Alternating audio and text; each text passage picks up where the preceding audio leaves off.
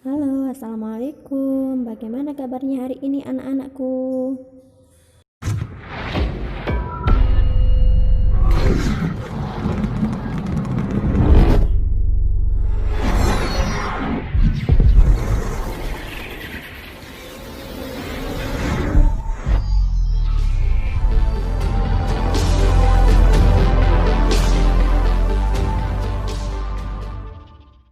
Assalamualaikum. Selamat pagi, anak-anak. Bagaimana kabarnya hari ini? Di pagi hari ini kita membahas tentang tema 1, subtema 2, pembelajaran 3 dan 4. Mari kita belajar. Salah satu permainan tradisional Indonesia yang sangat menarik adalah permainan bakia. Permainan ini berasal dari Sumatera Barat. Bakia atau biasa disebut terompa bakua di Sumatera Barat merupakan permainan yang membutuhkan kekompakan. Jadi dalam satu kelompok itu harus kompak semua.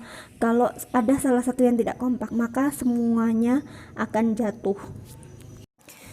Baiklah, sekarang kita akan belajar tentang indera pendengar. Yang pertama, bagian-bagian pada telinga.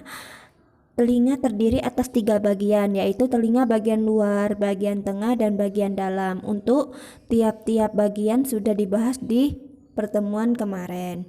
Sekarang untuk fungsinya.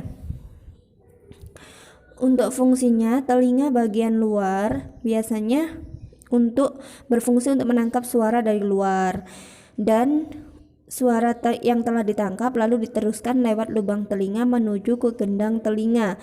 Gendang telinga kemudian bergetar sesuai dengan jumlah getaran yang diterima daun telinga. Untuk telinga bagian tengah itu berfungsi menerima suara yang ditangkap oleh telinga bagian luar. Pada bagian ini terdapat saluran eustasius yang menghubungkan telinga tengah dengan rongga mulut. Fungsi saluran eustasius adalah untuk menyeimbangkan tekanan udara antara telinga luar dengan telinga tengah. Telinga bagian dalam berfungsi untuk alat keseimbangan tubuh dan berisi tentang ujung-ujung saraf pendengaran. Untuk cara kerja telinga, suara yang berasal dari luar masuk ke telinga melalui udara. Suara tersebut ditangkap oleh gendang telinga. Akibatnya gendang telinga bergetar.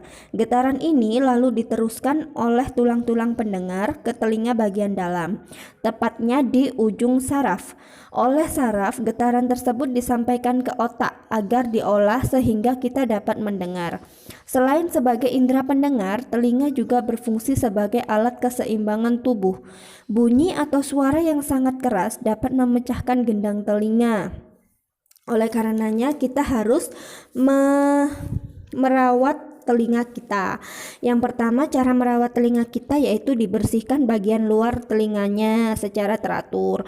Terus periksa ke dokter bila merasa ada yang sakit dalam telinga, dan hindari suara yang sangat nyaring karena dapat memekakkan telinga. Untuk materi bahasa Indonesia di tema 2 ini di PB 3 sama 4, kalian sama seperti kemarin-kemarin mencari gagasan pokok dan gagasan pendukung, tetapi dari cerita di PB 2 tentang tong sampah gotong royong. Silahkan dikerjakan. Paragraf padu. Paragraf padu adalah paragraf yang kalimat-kalimatnya tersusun secara logis dan serasi.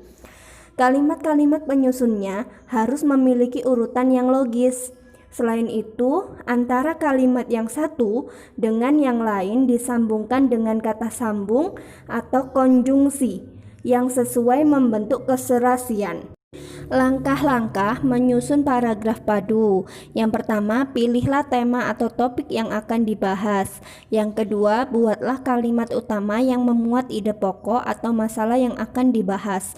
Yang ketiga, letakkan kalimat utama tersebut di awal, akhir, atau awal dan di akhir paragraf, tergantung jenis paragraf apa yang akan dibuat. Keempat, buat beberapa kalimat penjelas yang menjelaskan kalimat utama. Hubungkan antar kalimat dengan kata hubung atau konjungsi. Yang terakhir, membaca keseluruhan paragraf yang telah disusun. Perbaiki apabila ada kalimat yang belum padu. Kerjasama adalah sebuah usaha yang dilakukan oleh beberapa orang atau kelompok untuk mencapai tujuan bersama.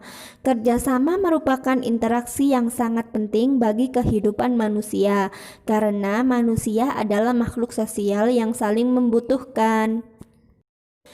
Kerjasama merupakan tradisi yang telah turun-temurun berkembang di masyarakat Indonesia sejak zaman dulu.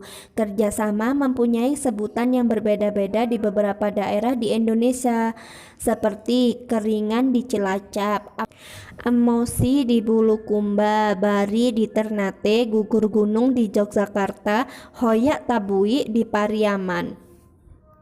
Contoh kerjasama yaitu ada ronda, kerja bakti, dan gotong royong.